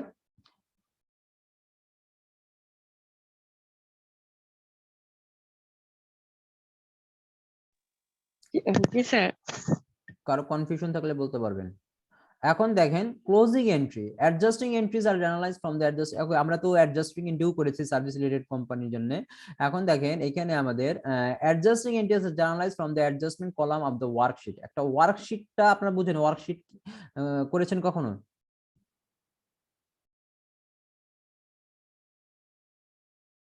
ওয়ার্কশিট করেছেন আপনারা কেউ? জি না স্যার। কেউ করেন নাই? এখানে কি অ্যাকাউন্টিং স্টুডেন্ট নাই? এখন তো অ্যাকাউন্টিং স্টুডেন্ট আছে মনে হয়। ওয়ার্কশিট করেন নাই স্যার যারা? ওয়ার্কশিট, জি জি স্যার করেছি। হ্যাঁ, ওয়ার্কশিটটা কি দেখেন, ওয়ার্কশিটটা হলো একই, আমরা যে অ্যাডজাস্টমেন্ট করে যে adjusted trial balance, income statement, balance sheet করিয়েছিলাম না আপনাদের, জি স্যার। ওইটাই একটা পুরাটা একটা ফরম্যাটে করা হয়। প্রথমে আপনার আপনার বিফোর আপনার অ্যাডজাস্টমেন্ট ট্রায়াল ব্যালেন্স থাকে একটা, ওইখান থেকে অ্যাডজাস্টমেন্ট থাকে, তারপরে অ্যাডজাস্টেড ট্রায়াল ব্যালেন্স থাকে, তারপরে আলাদা করে একটা দুইটা কলাম করা হয়, সেটা হলো ইনকাম স্টেটমেন্ট, আলাদা করে দুইটা কলাম করা হলো ব্যালেন্স শিটের জন্য। পুরোটাকেই বলা হয় ওয়ার্কশিট। তার মানে কি এটা আপনাদের না করলেও হবে, কারণ আমাদের অ্যাডজাস্টমেন্টে এটা আমরা কভার করে ফেলছি। বুঝতে পারছেন? জি sir. Okay, all accounts that, optional. হ্যাঁ optional, all accounts that affect the determination of the net income are close to income summary. ওকে, যেটা আপনার যেসব টেম্পোরারি অ্যাকাউন্ট আছে যেটা আপনার নেট ইনকামকে এফেক্ট করে সেটাকে আমাদের কি করব, ইনকাম সামারি দিয়ে এটাকে ক্লোজ করে দিব। বুঝতে পারছেন, এটাকে ক্লোজিং এন্ট্রি বলা হয়। আর data for the preparation of the closing entry may be obtain from the income statement column. আর ইনকাম স্টেটমেন্ট কলাম থেকে আমরা কি পাবো, ওই ডাটাগুলো বা ইনফরমেশনগুলো পাবো। তাহলে আমাদের কি হচ্ছে, সেলস এত টাকা, ইনকাম সামারি ক্রেডিট, তাহলে সেলস ডেবিট করে আর ইনকাম সামারি ক্রেডিট করে আমরা আসলে সেলসটাকে কি করে দিচ্ছি, ক্লোজ করে দিচ্ছি। বুঝতে পারছেন, সেলস ডেবিট আর ইনকাম সামারিকে, যেমন সেলস নরমালিতে কি ক্রেডিট ছিল তাই না, এখন এটাকে আমরা ডেবিট করে আর এই পুরো টাকাটা আমরা কোথায় গেছে, ইনকাম সামারি বা ইনকাম স্টেটমেন্ট, ইনকাম স্টেটমেন্টটাকে এখানে ইনকাম সামারি বলছে। বুঝতে পারছেন, সো ইনকাম সামারি থেকে আমরা কি করেছি, ইনকাম সামারিতে আমরা কি সেলস এত টাকা দেখেছি, এখান থেকে আমরা সব এক্সপেন্স গুলো বাদ দিচ্ছি। তো আমরা যখন এটা দেখেন, এটাকে যখন আমরা সেলসটাকে এখন ক্রেডিটটাকে যখন ডেবিট করব, আর ইনকাম সামারি তো কোথায় চলে গেছে, ক্রেডিটে চলে গেছে, তার মানে এটা আমাদের সেলসটা ক্লোজ হয়ে গেছে। বুঝতে পারছেন, এটা ক্লোজিং এন্ট্রি হলো সেলসের। আর হলো আপনার সব খরচগুলা আমরা কি করব, এখন তখন ডেবিট ছিল, এখন সব কি করব, ক্রেডিট করে দিব। ইনকাম সামারি ডেবিট পুরো টাকাটা, আর সব খরচ এখন কি ক্রেডিট করে দিলাম। তার মানে হলো ইনকাম স্টেটমেন্টের যে অ্যাকাউন্ট গুলো আছে সেগুলা কি হয়ে গেল, ক্লোজ হয়ে গেল। কারণ কি, একটা তো বিজনেস তো প্রতিনিয়ত চলতে থাকে, মানে একটা পিরিয়ড পরে আরেকটা পিরিয়ড। আপনি কি করলেন, ওই যে সেলস রিটার্ন অ্যালাউন্স, এটা শুধুমাত্র ওই পিরিয়ডের জন্য ছিল তাই না, এটা তো আর ক্যারি ফরওয়ার্ড হচ্ছে না। দ্যাটস ওয়াই ওই পিরিয়ডটাও শেষ, আপনার এই অ্যাকাউন্ট গুলাও ক্লোজ হয়ে গেল। বুঝতে পারছেন সবাই? Yes sir. ওকে, তারপরে দেখেন ক্লোজিং এন্ট্রিটা কি দেখেন, ইনকাম সামারি ডেবিট, আপনার capital to close the net income. এখন ইনকামটাকে আমরা ক্লোজ করে দিচ্ছি, কারণ এই যে ইনকাম বা এটা হলো মানে যে প্রফিট বা নেট ইনকাম। নেট ইনকামটা কি নরমালি কি হয়, ক্রেডিট হয়। এখন এটাকে আমরা ডেবিট করলাম, আর এই টাকাটা কোথায় চলে গেছে, ক্যাপিটালে চলে গেছে, ক্যাপিটালটা ক্রেডিট করলাম, তাই না? তাহলে এটা আমাদের কি হয়ে গেল, আপনার ইনকামটাও ক্লোজ হয়ে গেল, আয়টা সরি প্রফিটটা ক্লোজ হয়ে গেল। আর আমরা এখন ড্রয়িংটাকেও ক্লোজ করে দিলাম। এই ড্রয়িংটা আমরা কি করি, ক্যাপিটাল থেকে কি করি, মাইনাস করে দিই। দেখেন ক্যাপিটাল থেকে মাইনাস করে বলে এটা ক্যাপিটাল ডেবিট হয়ে গেছে, আর ড্রয়িংটা ডেবিট ছিল, এটা ক্রেডিট হয়ে গেছে। বুঝতে পারছেন? এটার উল্টা। তার মানে হলো আপনার ক্যাপিটালটা প্রফিটটা ক্যাপিটালের সাথে অ্যাড হয়েছে, তাহলে আপনার কি ক্যাপিটাল আরো বেড়ে গেছে, যেন এটা ক্রেডিট। আর এটাকে আমরা প্রফিটটাকে আমরা কি ক্লোজ করে দিচ্ছি, ক্রেডিট ছিল এখানে ডেবিট করে দিচ্ছি। আর এই ক্ষেত্রে ড্রয়িংটা আমাদের কি ছিল, ডেবিট ছিল, যেটা আপনার কি আপনার অনার সিকিউরিটিটাকে কি কমিয়ে দিয়েছে, তাই না? তাহলে এটাকে এই জন্য এটাকে আমরা ডেবিট করেছি, ক্যাপিটালকে ডেবিট করলাম আর ড্রয়িংটাকে আমরা ক্রেডিট করে ফেলছি। This is the closing entry.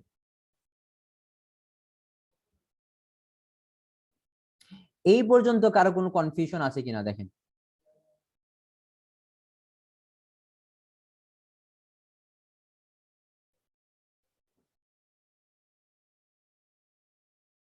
কোন কনফিউশন আছে এই পর্যন্ত?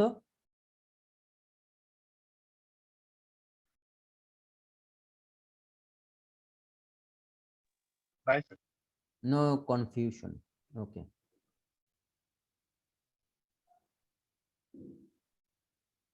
তাহলে আমরা মাল্টিপল স্টেপ ইনকাম স্টেটমেন্টটা দেখতে পারি, যেহেতু আমাদের জার্নালাইজ করা শেষ। এখন আমরা যেটা দেখব মাল্টিপল স্টেপ ইনকাম স্টেটমেন্ট, বা আমরা কিভাবে একটা ইনকাম স্টেটমেন্ট করতে পারি ফর মার্চেন্ডাইজিং কোম্পানি। আমরা তো এর আগে দেখেছি সার্ভিস রিলেটেড কোম্পানির ইনকাম স্টেটমেন্ট, আমরা তো মার্চেন্ডাইজিং দেখি নাই। আর আমরা তো ম্যানুফ্যাকচারিংটাও দেখবো না, কারণ ম্যানুফ্যাকচারিং হলো আপনার একটা পার্ট, কস্ট অ্যাকাউন্টিং বা আপনার ম্যানেজমেন্ট অ্যাকাউন্টিং এর পার্ট। বুঝতে পারছেন? আর আমরা এটা করতেছি কি ফাইন্যান্সিয়াল অ্যাকাউন্টিং। ফাইন্যান্সিয়াল অ্যাকাউন্টিং এ আমরা মূলত কোনটা করাবো, আপনাদের এই ইনকাম স্টেটমেন্টটা শিখাবো, তারপরে ক্লাসিফাইড ব্যালেন্স শিট শিখাবো, তারপর এরপরে দেখবেন আমরা ক্যাশ ফ্লো স্টেটমেন্ট করব। তারপর পড়লে রিটেন আর্নিং, যে স্টেটমেন্ট গুলো যাতে আমরা ঠিক মতো প্রিপেয়ার করতে পারি, ফাইন্যান্সিয়াল স্টেটমেন্ট। তারপরে আমরা হয়তো কিছু রেশিও অ্যানালাইসিস করবো। বুঝতে পারছেন? ওকে, আমরা তাহলে এখন মাল্টিপল স্টেপ ইনকাম স্টেটমেন্টটা দেখি, আসলে মাল্টিপল স্টেপ ইনকাম স্টেটমেন্ট কিভাবে করতে হয়। Okay, include sales revenue, cost of goods sold and gross profit section. তো এই প্রথম সেকশনটা হলো আপনার রেভিনিউ, তারপরে কস্ট অফ গুডস সোল্ড, তারপরে আপনার গ্রস প্রফিট, এটা first section. Second, additional non-operating activities may be added for revenue expense resulting for secondary or auxiliary operation, যেমন gain and loss unrelated to operation. এখন এখানে কিছু দেখেন, আমাদের খরচগুলা বা আয়ের ভিতরেও কিছু ক্যাটাগরিজ আছে। সেটা হলো আপনার রেগুলার বেসিস একটা আয়, একটা হলো ইরেগুলার বা আপনার এটাকে বলে পেরিফেরাল, বা এটা আপনারা কি বলতে পারি, মানে যেটা আপনার সচরাচর ঘটে না, এরকম আয় আসে না, বা এটা মানে পিরিয়ডিক বা সবসময় যেটা আপনি সেল করতেছেন আয় হইতেছে, এটা তো আপনার নর্মাল।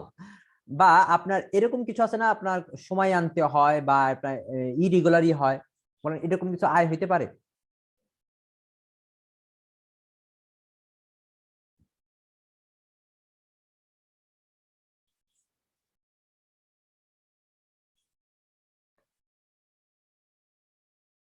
স্যার নন অপারেটিং ইনকাম হতে পারে ওই ইনভেস্টমেন্টের ইন্টারেস্টটা, রাইট, সুদ যেটা বলে, হ্যাঁ ইন্টারেস্ট। ইন্টারেস্ট। আর হতে পারে হলো মনে করেন আপনি রেন্ট রিসিপ্ট, রেন্ট, আপনি যে কোনো একটা ভাড়া দিলেন সেটাও হইতে পারে, রাইট। আর হতে পারে কোনো একটা অ্যাসেট বিক্রি করলেন, মনে করেন একটা অ্যাসেট কিনেছিলেন আপনি, মনে করেন ওটা ডেপ্রিসিয়েশন চার্জেস করে এখন আপনার ওটার বুক ভ্যালু মনে করেন আপনার কত 10,000 টাকা, আর আপনি এটার এখন বুক ভ্যালু 10,000, আপনি এটা বিক্রি করলেন 12,000 টাকা, তাহলে 2,000 প্রসিডটা কিন্তু আপনার এটা কি বলে গেইন হয়েছে, gain on sell of asset, ওই অ্যাসেটটা। বুঝতে পারছেন? সেটাও আপনার, এটা তো আপনার পেরিফেরাল, এটা তো হঠাৎ করে হয়েছে, এটা তো আপনার রেগুলার বেসিসে হয় না, তাই না? জি স্যার। আর এরকম আবার কিছু এক্সপেন্সও আছে, যেমন আপনি ইন্টারেস্ট এক্সপেন্স, আপনি লোন নিয়েছিলেন সেটা হতে পারে, আবার হতে পারে আপনার লস হতে পারে। সেক্ষেত্রে আপনি যেমন আপনার অ্যাসেটটা আপনি কিনেছিলেন, আপনার বুক ভ্যালু 10,000 টাকা, আপনি বিক্রি করলেন 8,000 টাকা, লস হতে পারে। তো আবার হঠাৎ করে আপনার কি হতে পারে, আপনার যে কোনো আপনার ড্যামেজ হইতে পারে, ওয়েস্টেজ হইতে পারে, বা আপনার কিছু আগুনে লেগে গেল, কিছু যেরকম আপনার যেটা আপনার কি অ্যাক্সিডেন্টলি হয়। বুঝতে পারছেন? সেটা আমরা এটা লস বা লস হিসেবেই দেখবো। বুঝতে পারছেন? তার মানে কি আপনার এক্সপেন্স, যেমন দেখেন কস্ট, এক্সপেন্স এন্ড লস, এই তিনটার ভিতরে ডিফারেন্সটা কি দেখেন, কস্টটা কি, যখন অ্যাসেট কস্ট হলো যখন আপনি কোনো একটা অ্যাসেট অ্যাকোয়ার করার জন্য যে খরচগুলো আপনি করতেছেন সেগুলো সবই কস্ট। আর এক্সপেন্সটা কি, যখন ওই অ্যাসেটটা এক্সপায়ার হয়ে যায় তখন আপনার কি হয়ে যায়, এক্সপেন্সে পরিণত হয়ে যায়। আর আপনার লসটা কি, লসটা হলো আপনি ইরেগুলার বেসিসে বা পেরিফেরাল বেসিসে যেটা ইনসিডেন্টালি হয়ে যায় সেটা আপনার কি হয়ে যায়, লস। বুঝতে পারছেন? সেরকম গেইন এবং রেভিনিউর ভিতরে একই রকম পার্থক্য। দেখেন আপনাদের multiple operating expense may be subdivided into selling expense and administrative expense, দুই ভাগে ভাগ করতেছে। নন অপারেটিং সেকশন যেটা আমি একটু বললাম, আদার রেভিনিউ এন্ড গেইন, যেটা বললাম আদার রেভিনিউ এন্ড গেইন গুলো কি হতে পারে, আপনার ইন্টারেস্ট রেভিনিউ হতে পারে, অথবা gain on sell of asset হতে পারে, এরকম হতে পারে। আবার হয়তো বা আপনি করে হঠাৎ করে কিছু টাকা পেয়ে গেছেন, মনে করেন হঠাৎ করে কিভাবে পেলেন, মনে করেন আপনি কোনো লটারি বা কোনো কারণে হয়তো আপনি টাকাটা আপনি রিসিভ করেছেন, সেক্ষেত্রে এটা আপনার গেইন বা হিসেবে গণ্য হবে। আর এক্সপেন্স তো বললামই যে ইন্টারেস্ট এক্সপেন্স বা আপনার যেটা আপনার লস হয়ে যেতেছে আপনার সেই লস গুলো আপনার সেটা।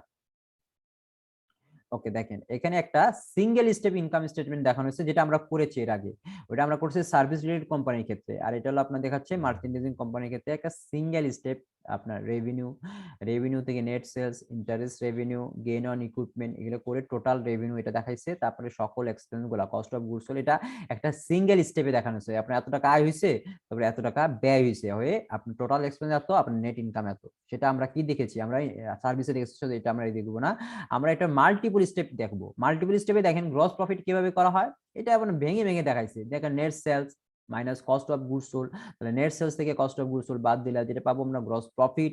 তারপরে আপনার নেট ইনকাম কিভাবে করব, গ্রস প্রফিট থেকে সকল অপারেটিং এক্সপেন্স গুলো বাদ দেওয়ার পরে যেটা থাকবে সেটা হলো নেট ইনকাম।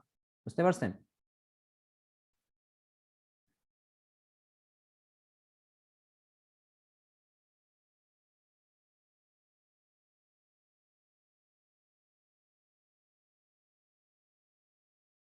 গ্রস প্রফিট এটা একেবারে সিলি কোশ্চেন, এটা পারবেন। এখন দেখেন পিরিয়ডিক, এটাও দেখলাম আমরা কোনটা, পারপেচুয়াল সিস্টেমে। এখন আমরা দেখবো পিরিয়ডিক সিস্টেমে আমরা ইনভেন্টরিটা কিভাবে করা হয়। Revenues from the sale of merchandising are recorded when sales are made in the same way as the perpetual system. Okay, revenues from the sale করে যে রেভিনিউটা হচ্ছে পারপেচুয়াল সিস্টেম এবং পিরিয়ডিক সিস্টেমে, এটার যে রেকর্ডিং প্রসেসটা এটা সেম। বুঝতে পারছেন? পারপেচুয়াল এবং এটা no attempt to made to day to sell to record the cost of goods sold, physically inventory are taken at the end of the period to cost of good to cost of merchandising on hand, cost of goods. So এটা আমরা তো জানি at the end of the period করা হয় পিরিয়ডিং এর ক্ষেত্রে। Determining cost of goods sold periodic, এই দেখেন কি হচ্ছে কস্ট অফ গুডস সোল্ড কি পারচেজ, এটা হলো আপনার মনে করেন কস্ট অফ গুডস সোল্ড কিভাবে ডিটারমাইন করতেছে, দেখেন আন্ডার কি কোন সিস্টেমে বলেন তো, পিরিয়ডিক সিস্টেমে। মনে করেন আপনার ইনভেন্টরি জানুয়ারি 1, এটা হলো আপনার ওপেনিং ইনভেন্টরি, এটা কি আপনার বছরের শুরুতে ছিল, প্লাস আপনি পারচেজ করছেন এত টাকা, এর সাথে পারচেজ রিটার্ন বা পারচেজ ডিসকাউন্ট ছিল সেটা আমরা বাদ দিয়ে আমরা নেট পারচেজ পাচ্ছি। এইটার সাথে আমরা যোগ করতেছি কি, ফ্রেড ইন। তার মানে কি, যেটা যে আপনার এফওবি ডেস্টিনেশন, তারপরে এফওবি শিপিং পয়েন্ট ছিল, দেখেন এইটা আপনার যিনি পারচেজ করছে সেই বহন করছে, সেই ফ্রেড ইনটা আমরা এই ইনভেন্টরির সাথে যোগ করে দিচ্ছি। বুঝতে পারছেন? তাহলে আমরা যেটা পাবো সেটা হলো আপনার কস্ট অফ গুডস পারচেজড পেয়ে যাব। তাহলে আপনার opening inventory plus cost of goods purchase, এটা যদি অ্যাড করি তাহলে পাবো cost of goods available for sale. এখান থেকে যদি আমি এন্ডিং ইনভেন্টরিটা বাদ দিয়ে দেই তাহলে যেটা পাবো সেটা হলো কস্ট অফ গুড সোল্ড। এটা হলো পিরিয়ডিক সিস্টেমে আমরা কি করি, আমরা ওপেনিং ইনভেন্টরি এর সাথে আমরা নেট পারচেজটা বের করি। নেট পারচেজটা কি হয়েছে দেখেন, কস্ট অফ গুডস পারচেজ, এটা হলো নেট পারচেজ। তাহলে এইটার সাথে এটা আমরা যোগ করব। নেট পারচেজটা কিভাবে পেলাম, পারচেজ থেকে রিটার্ন এন্ড ডিসকাউন্ট বাদ দেওয়ার পরে প্লাস ট্রেড ইনটা যোগ করে আমরা নেট পারচেজটা পাচ্ছি। তাহলে এটার সাথে এটা যোগ করে যেটা পাচ্ছি সেটা হলো cost of goods available for sale. এখান থেকে আমরা যেটা বাদ দিচ্ছি সেটা হলো আপনার কি বাদ দিচ্ছি, ক্লোজিং ইনভেন্টরি, ডিসেম্বর 31 তারিখে যে ইনভেন্টরি সেটা আমরা পাই কস্ট অফ গুডস সোল্ড। বুঝতে পারছেন সবাই? জি sir. Recording merchandising transaction under a periodic inventory system. আচ্ছা, আমরা পিরিয়ডিক ইনভেন্টরি পারচেজটা আমরা কিভাবে রেকর্ড করি দেখেন, এটা ইজি। এটা আপনার পারপেচুয়ালের তুলনায় আপনার পিরিয়ডিকটা ইজি। এটা আমরা নরমাল যেই আমরা জার্নাল করি না, ওই যে আমরা সার্ভিস রেভিনিউর ক্ষেত্রে আমরা সার্ভিস রিলেটেড কোম্পানির ক্ষেত্রে আমরা এটাকে কি করেছি, আপনি তো ওখানে পারচেজ ছিল না, আর যেমন আমরা সেল করার ক্ষেত্রে আমরা ওটা কি করতাম, সার্ভিস প্রোভাইডারের ক্ষেত্রে আমরা এটা সার্ভিস রেভিনিউ করতাম, এখানে হলো আপনার সেলস রেভিনিউ, এতটুকুই। আর পারচেজের ক্ষেত্রে দেখেন মার্চেন্টিং পারচেজ করে, এটা তো আমরা জানি নরমাল, এত কিছু আমি দেখবো না। দেখেন পারচেজ, এটা কি করতেছি আমি, যখন পারচেজ করতেছেন তখন আপনি লিখবেন purchase debit accounts payable credit.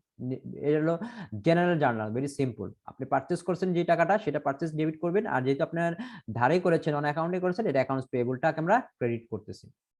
এখানে আমি খুব দ্রুত করে যাচ্ছি কারণ এটা আপনারা পারবেন। আর রেকর্ডিং ফর পারচেজ রিটার্নের ক্ষেত্রে আমরা কি করতেছি, অ্যাকাউন্টস পেয়েবল ডেবিট করতেছি, পারচেজ রিটার্নটাকে আমরা ক্রেডিট করতেছি। বুঝতে পারছেন সবাই?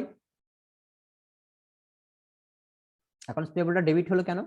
কারণ আমি যদি রিটার্ন কি হয়েছে আমার যে এইটার লাইবিলিটিটা কি হলো, কমে গেল, তাই এত টাকা আমাকে আমি দিতে হচ্ছে না, সেজন্য আমি এটা কি করতেছি, ডেবিট করছি লাইবিলিটিটা। আর আমার পারচেজ রিটার্ন বা বিক্রয় ফেরত, এটা কি হলো আপনাদের ক্রেডিট হচ্ছে। ক্রয় ফেরত কেন ক্রেডিট হচ্ছে, এটাও আপনার কন্ট্রা বলতে পারেন, যে আপনি যখন পারচেজ যখন হয়েছিল তখন এটা আমরা কি করেছিলাম, ডেবিট হয়েছিল, মানে এটা আমরা খরচ হিসেবে ডেবিট করেছিলাম। এখন এটা খরচটা কি হয়ে গেল, কমে গেল। খরচ কমে গেলে কি হয়, ক্রেডিট হয়। বুঝতে পারছেন? জি স্যার। জি স্যার। Okay, okay. একই রকম ভাবে freight in debited if buyer pays the freight, আর freight out delivery expense is debited. একই রকম, ফ্রেড ইনটা যদি আপনার বায়ার পে করে তাহলে ফ্রেড ইন হচ্ছে, আর যদি আপনার সেলার পে করে তাহলে ডেলিভারি এক্সপেন্স বা এটা সেলস এক্সপেন্স হয়ে যাচ্ছে। একই রকম ভাবে এটাকে ফ্রেড ইন ডেবিট, এটা খরচটা ডেবিট করতেছে, আর ক্যাশ ক্রেডিট কে, খরচটা ডেবিট কে করতেছে, এটা হলো আপনার বায়ার করতেছে। বুঝতে পারছেন? আর হলো পারচেজ ডিসকাউন্টের ক্ষেত্রেও একই রকম ভাবে accounts payable debit, purchase discount credit, আর হলো ক্যাশ ক্রেডিট। দেখবেন আপনি অ্যাকাউন্টস পেবলটা কি ডেবিট, কোনটা পুরো টাকাটা 3500 টাকা আপনার লায়াবিলিটিটা আপনি ডেবিট করে দিলেন। বুঝতে পারছেন? টাকাটা আপনি পরিশোধ করে দিলেন। সেক্ষেত্রে আপনি 70 টাকা ডিসকাউন্ট পেয়েছেন, সেটা আপনি আলাদা দিয়ে, আর যে টাকাটা আপনি ক্যাশ দিয়েছেন সেটা ক্রেডিট করলেন আলাদা করে, তাহলে আপনার টোটাল 3500 টাকা হয়ে গেল। আর সেলের ক্ষেত্রে অ্যাকাউন্টস রিসিভেবল ডেবিট আর সেলস ক্রেডিট। যেহেতু আপনি এটা অন অ্যাকাউন্টে যখন আপনি সেল করবেন তখন অ্যাকাউন্ট রিসিভেবলটা ডেবিট হবে, আর সেলস কি হবে, ক্রেডিট হবে। রিটার্নের ক্ষেত্রে sales return allowance debit, accounts receivable credit. এগুলো ইজি, এতে কোনো নাই। ক্যাশ ডেবিট অ্যাকাউন্ট, তার আপনি যখন সেলস ডিসকাউন্ট থাকবে তখন কি লিখবেন, ক্যাশটা ডেবিট, আর সেলস ডিসকাউন্ট যে টাকাটা আপনি ডিসকাউন্ট পাচ্ছেন, আয় হচ্ছে, সেটা আপনি ক্রেডিট করতেছেন, আর টাকাটা যে টাকাটা দিচ্ছেন কত টাকা, 3500 টাকা আপনার অ্যাকাউন্টস রিসিভেবল ক্রেডিট হয়ে যাচ্ছে। বুঝতে পারছেন? ক্যাশ প্রসিড, এটা এই টাকাটা আপনি পাচ্ছেন, আর আপনার অ্যাকাউন্ট রিসিভেবল পুরো টাকাটাই আপনার ক্রেডিট চলে যাচ্ছে, আর এর সাথে 70 টাকা আপনার কি। আচ্ছা, ওকে, এখানে তো আপনি এটা ভুল হয়েছে তাই না, এটা কি ঠিক আছে?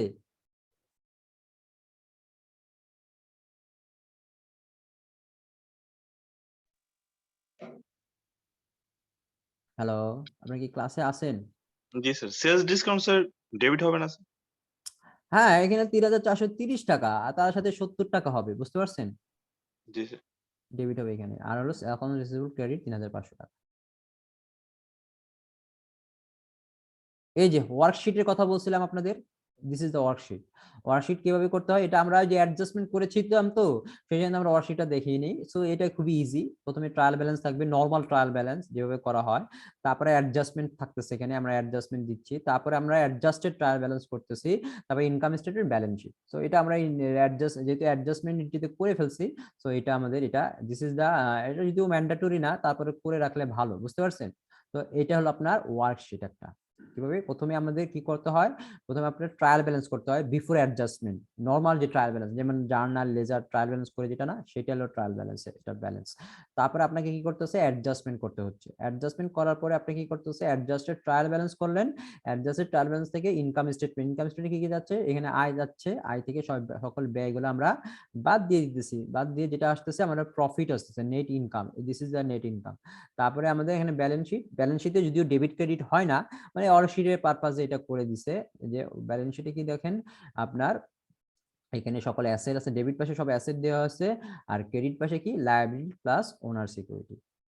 এই দেখেন নেট ইনকাম কত টাকা হয়েছিল, 30,000 টাকা না, এটা কি 30,000 তো নেট ইনকাম মনে হয়, তাই না? জি স্যার। ওকে, এই টাকাটা কোথায় গেছে দেখেন, নেট ইনকামটা 30,000 টাকা কোথায় গেছে, এই দেখেন, এই যে এখানে গেছে আপনার, ওই এখানের সাথে এটা যোগ হয়েছে, তার মানে কি এটা কি প্রফিটটা আপনার ব্যালেন্স শিটের ক্রেডিট পাশে বসিয়েছে। নরমালি এটা প্রফিটটা ক্যাপিটালের সাথে যোগ হয়, এটা এখানে যদি এটা ওয়ার্কশিট, তো এটা জাস্ট বোঝার জন্য ডেবিট ক্রেডিট এখানে যোগ করে টোটালটা মিলে গেছে দুই পাশে। So this is the worksheet. So আমাদের মনে হয় আপনাদের ওয়ার্কশিটটা আমি দেখালাম, তারপরেও আপনার এখানে ওয়ার্কশিট কিভাবে করতে হয় তার একটা নিয়ম দিয়ে দিছে আপনার, পুরো ইউজিং ওয়ার্কশিট। ওয়ার্কশিট কিভাবে করবেন, প্রথমে ট্রায়াল ব্যালেন্স কলাম থাকবে, তারপরে আপনার থাকবে হলো অ্যাডজাস্টেড কলাম থাকবে, অ্যাডজাস্টমেন্টের কলাম থাকবে, তারপরে ইনকাম স্টেটমেন্ট কলাম থাকবে, তারপরে হলো আপনার ব্যালেন্স শিট কলাম থাকবে, যেটা আমরা এটা দেখাই। সো এইটা হলো আমরা যেটা পড়লাম সেটা হলো অ্যাবাউট দ্য মার্চেন্ডাইজিং কোম্পানি বা মার্চেন্ডাইজিং কোম্পানির জন্য রেকর্ডিং প্রসেস। এইখান পর্যন্ত কারো কোনো কনফিউশন আছে কিনা আপনাদের? এরপর আমি আরেকটা জিনিস দেখাবো, সেটা হলো আপনার কিভাবে ক্লাসিফাইড ব্যালেন্স শিট করতে হয়।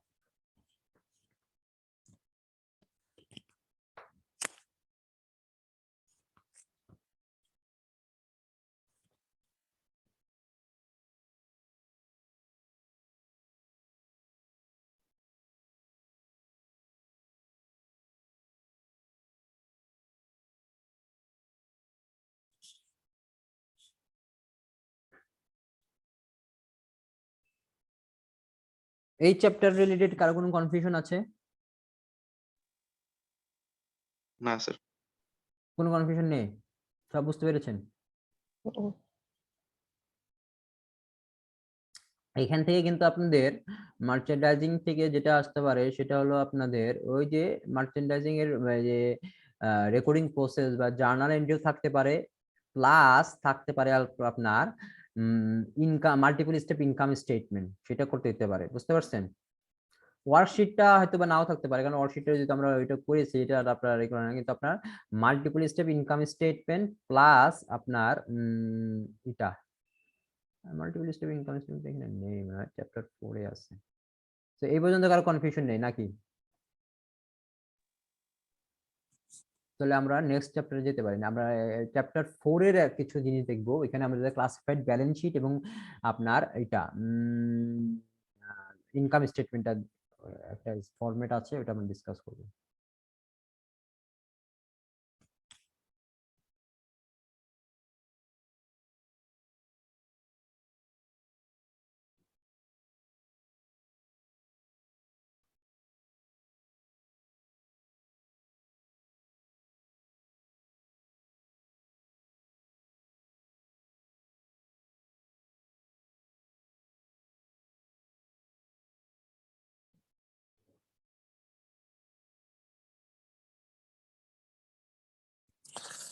স্যার যে চ্যাপ্টারটা পড়ালেন এই চ্যাপ্টারে কোনো ম্যাথ থাকবে না? বললামই তো, ওই যে আপনার ই থাকবে, আমি ম্যাথ করাবো আপনার এই পরের ক্লাসেই ম্যাথ করাবো। এটা হলো আপনার জার্নাল এন্ট্রি থাকবে, আর হলো আপনার মাল্টিপল স্টেপ ইনকাম স্টেটমেন্ট কিভাবে করতে হবে মার্চেন্ডাইজিং কোম্পানির জন্য সেটা থাকতে পারে। তাহলে স্যার ম্যাথ গুলো স্যার আমাদেরকে ধরে একটা করে দেখাই দিন স্যার। অবশ্যই, আমি তো আজকে থিওরিটিক্যাল জিনিস দিই, আপনাকে থিওরি যদি না পড়ায় তবে ম্যাথ ডাইরেক্ট পড়াইলে কি এটাকে বুঝতেন? না সেটা সম্ভব না স্যার, মানে থিওরির পরে আর কি স্যার, আমি ওইটাই বললাম। হ্যাঁ অবশ্যই, আমরা নেক্সট ক্লাসে আমরা ম্যাথ করবো, কোনো প্রবলেম নেই।